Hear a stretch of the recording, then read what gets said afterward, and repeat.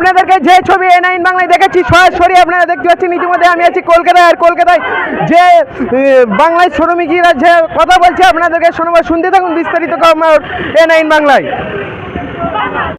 কি বার্তা দেবেন আজকে? মূলত কলকাতার রাজপথ থেকে আমরা একটাই বার্তা দিতে চাই, বিজেপি শাসিত রাজ্যগুলিতে যেভাবে বাঙালি নিধন চলছে, বাঙালিদের ওপর অত্যাচার চলছে, বাঙালিদেরকে যে অপমানিত লজ্জিত করা হচ্ছে, তার প্রতিবাদ আজকে আমরা এই কলকাতার রাজপথে স্বতঃস্ফূর্তভাবে আমরা বাংলা একতার মঞ্চের পক্ষ থেকে দেখিয়েছি। আপনারা দেখতে পেয়েছেন যে সমস্ত মানুষেরা সোশ্যাল মিডিয়ায় অ্যাক্টিভ থাকেন, যে কলকাতার রাজপথে আজকে হাজার হাজার বাঙালি, বাংলা মায়ের সন্তান, বাংলা মায়েরা তারা এখান থেকে গর্জন জানিয়েছেন যে ব্রিটিশদের উত্তরসূরি অর্থাৎ বিজেপি, যে নরেন্দ্র মোদী আরএসএস পরিচালিত যে সরকার, যে বাঙালিদের ওপর নিপীড়ন দমনপীড়ন চালাচ্ছে, তার প্রতিবাদ আমরা জানিয়েছি। এবং তার সাথে সাথে আমরা এটা জানিয়ে দিয়েছি যে এই বাংলাদেশকে পথ দেখিয়েছে, এই বাংলা নোবেল পুরস্কার এনেছে। অর্থাৎ যখন ব্রিটিশদের বিরুদ্ধে আমরা আন্দোলন করেছিলাম, দেশ যখন গর্জে উঠেছিল, তখন বাংলা মায়ের সন্তানেরা নিজেদের বুককে চিতিয়ে দিয়েছিল, বুক সামনে গিয়ে পেতে দিয়েছিল, কামানের গুলি খেয়ে নিজেদের জীবনকে উৎসর্গ করে দিয়েছিল, নিজেদের জীবনকে বিলিয়ে দিয়েছিল দেশকে রক্ষা করার জন্য, ব্রিটিশদেরকে বিতাড়িত করার জন্য। অর্থাৎ আমরা এটাও জানিয়েছি সেই ব্রিটিশদের উত্তরসূরি অর্থাৎ বিজেপি, তারা যদি এই বাঙালিদের ওপর অত্যাচার করে, তাহলে এই বাংলা মায়ের সন্তানেরা তাদেরকে প্রতিরোধ করবে, তাদেরকে প্রতিটা পদে পদে আমরা জবাব দেব। এবং এই বাঙালি দেখে এবং বাংলা ভাষা দেখে যেমন বাংলাদেশি বলা হচ্ছে, তেমনভাবে এই কলকাতায় আপনারা অনেকেই জানেন যে অন্য রাজ্য থেকে অনেক পরিযায়ী শ্রমিক তারাও এখানে অনেক পরিমাণে, অত্যন্ত বেশি তারা এখানে কর্মক্ষেত্রে থাকেন।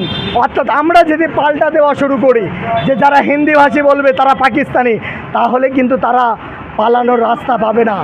আর যদি আমরা বাংলা মায়ের সন্তানেরা কলকাতার রাজপথে যদি বিভিন্ন জেলা থেকে আজকে সকলে সম্মিলিতভাবে সকলে পা মিলিয়েছে, কাঁধে কাঁধ মিলিয়েছে, সমস্ত জেলার মানুষ যদি কলকাতার রাজপথে দাঁড়ায়, যদি নামে, তাহলে বিজেপি সে ব্রিটিশদের উত্তরসূরিরা কিন্তু পালানোর রাস্তা খুঁজে পাবে না।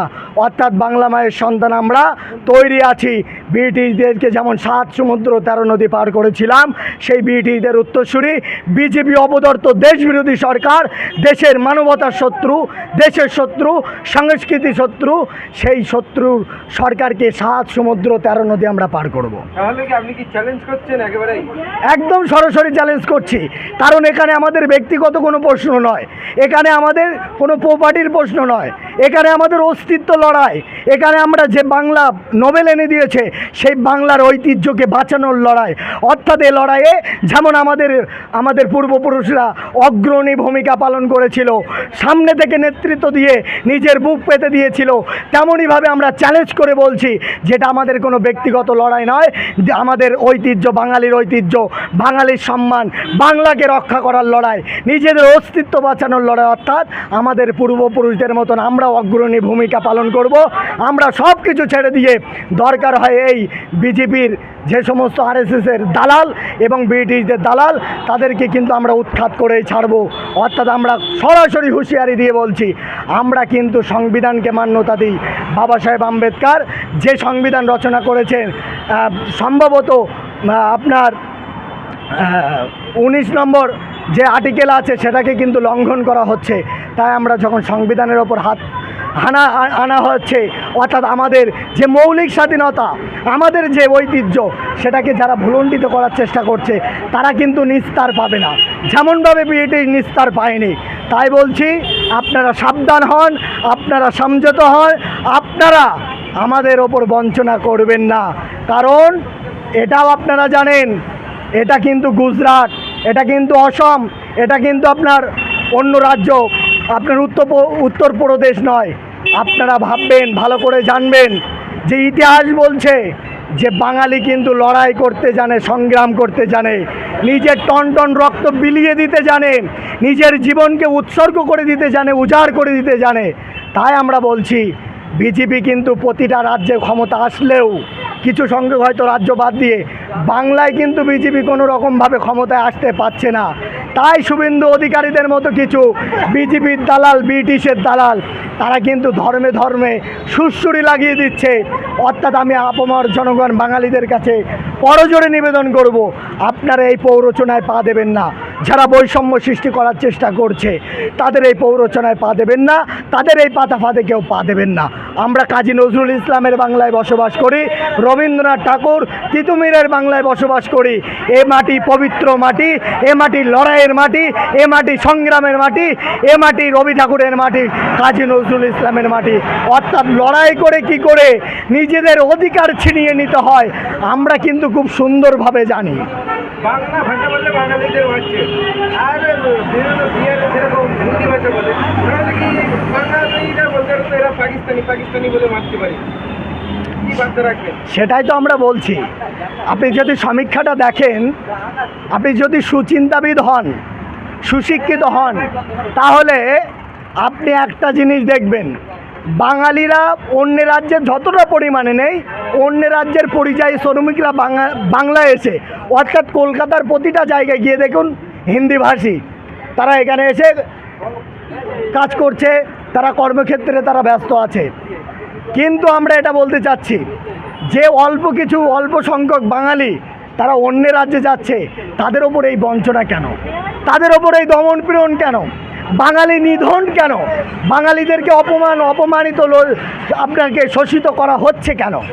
তাই আমরা বলছি বাংলায় যে আন্দোলন, আমি যেটা বলতে চাচ্ছি, বাংলা ভাষা শুনে যে অন্য রাজ্যে বাঙালিদের ওপর নিধন চলছে, অপমানিত চলছে, আমরা যদি বলি হিন্দিভাষী যারা আছে তারা পাকিস্তানি, তখন কিন্তু পালানোর রাস্তা পাবেন না, কারণ অনেক হিন্দিভাষী তারা এখানে কর্মক্ষেত্রে ব্যস্ত আছেন। তাই বলবো আপনারা এটা করবেন না। পরিযায়ী শ্রমিক তারা পেটের জন্য, কিছু অর্থ সঞ্চয়ের জন্য, তারা অর্থের জন্য তারা বাইরে যান, খেটে খান, এটা কিন্তু আপনারা করবেন না। এটা আপনাদের কাছে অনুরোধ। আমার নাম আরিফ বিল্লাহ। সর্বপ্রথম পরিচয় হলো আমি বাঙালি, আমি বাংলা মায়ের সন্তান, এটা হলো সর্বপ্রথম পরিচয়। এছাড়াও একাধিক পরিচয় আছে। বাংলা একতা মঞ্চের সাধারণ একটা সদস্য। তো সবার আধার কার্ড এনে দিলাম, আধার কার্ড নিয়ে এসে দেওয়ার পর পুলিশকে বলছি যে এসব আধার কার্ড ডুপ্লিকেট, তোমরা সবাই বাংলাদেশি বলে আমাদের দেখুন কালকে যে ঘটনাটা আমরা দেখতে পেয়েছি সোশ্যাল মিডিয়া জুড়ে, বেশ কিছু বৃদ্ধ মানুষকে যাদেরকে গাড়ি থেকে টেনে হিঁচড়ে নামানো হচ্ছে এবং জয় শ্রীরামের নামে ধ্বনি দিয়ে তাদেরকে অকথ্যভাবে মারা হচ্ছে, অকথ্য ভাষায় গালিগালাজ করা হচ্ছে, তাদেরকে গলায় দড়ি পরিয়ে টানতে টানতে নেওয়া হয়েছে এবং গাছের সঙ্গে বাঁধা হয়েছে। বেশ কিছু বছর আগে একটি ভয়ঙ্কর ঘটনা বাংলার বুকে ঘটেছিল। তাবরাজ আনসারী নামে একটি ছেলেকে জয় শ্রীরামের নাম করে পিটিয়ে পিটিয়ে তাকে মারা হয়েছিল। কালকের ঘটনা আমার সেই তাবরাজ আনসারীর সেই মৃত্যুকে মনে করিয়ে দিল। সেই ভয়ঙ্কর ঘটনা যেটা তাবরাজ আনসারীর ক্ষেত্রে ঘটেছিল সেটা কিন্তু পশ্চিমবাংলার বুকে ঘটেনি।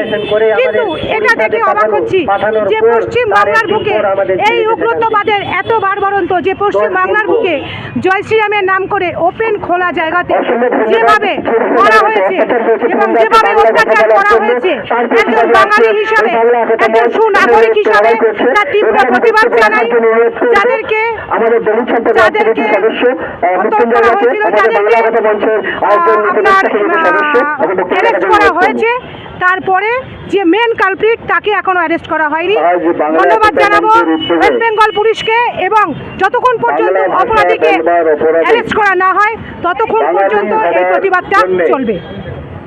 ভিন রাজ্যে, বিশেষ করে ভারতীয় জনতা পার্টিতে, সেখানে নির্যাতিত হচ্ছেন, বঞ্চিত হচ্ছেন এবং বাংলাদেশি হিসাবে দেখুন পশ্চিমবাংলা থেকে যে সমস্ত পরিযায়ী শ্রমিকরা যারা কাজের জন্য বাইরে যাচ্ছে এবং তাদেরকে বাংলা ভাষা বলার জন্য এবং শুধুমাত্র বাঙালি হওয়ার জন্য তাদের উপরে যে অত্যাচার করছে, একজন বাঙালি হিসেবে তার তীব্র নিন্দা জানাই এবং সেই নিন্দার প্রতিবাদে আমরা সারা দেশ জুড়ে এই আন্দোলনের ঝড় তুলব।